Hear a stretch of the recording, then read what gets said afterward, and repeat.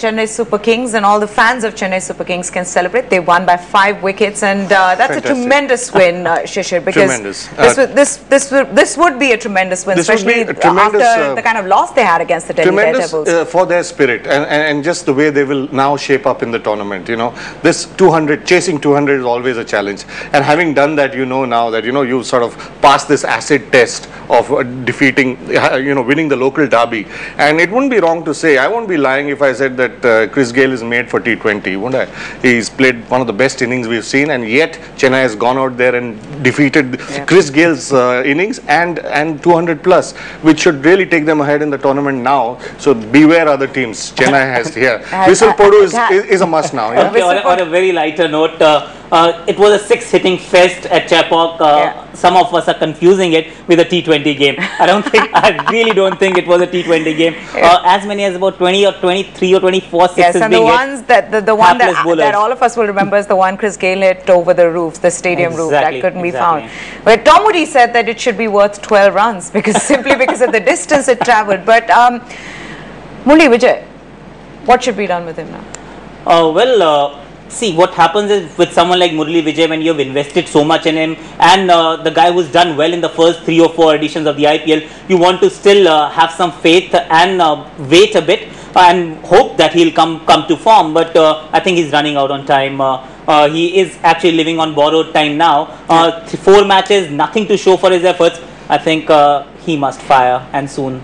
But Shishir, if not Murali Vijay, then who should come and open with Faf du Plessis?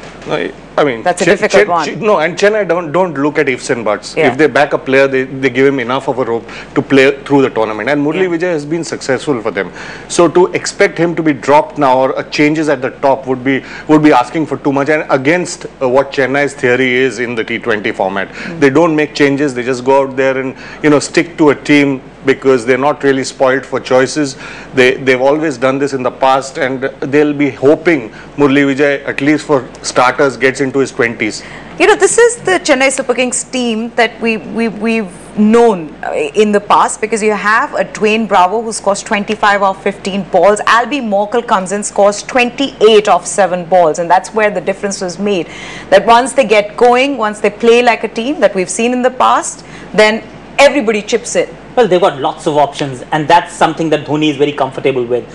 They've got options in batting, they've got options in bowling, and one thing I think stands out here is at the number which Dhoni batted. I think whenever he's batted at number 4, number 5, they go on to win the game. The moment he drops himself down, they end up losing. So I think the message is loud and clear. MS Dhoni, go out there, take the bull by its horn, and starts batting at number 4, perhaps number 5. And we can safely say that Dhoni is out of his deep slumber now. Dhoni is out of his deep slumber. Interesting choice again. He puts in Ravindra Jadeja at number 7 and gets Bravo and Albie Morkel in before him. I mean, what would you make of that? More confidence in these players. Nothing to do with the wage packet, let me assure you. It's just something to do with the ability of Bravo. He's done it in the last game. He's shown that he can go out there and play a blinder of innings. So I think it all boils down to cricket now and not salary scales. All right, Shishir Tangri, thank you very much for joining us, as well as Akash Chopra.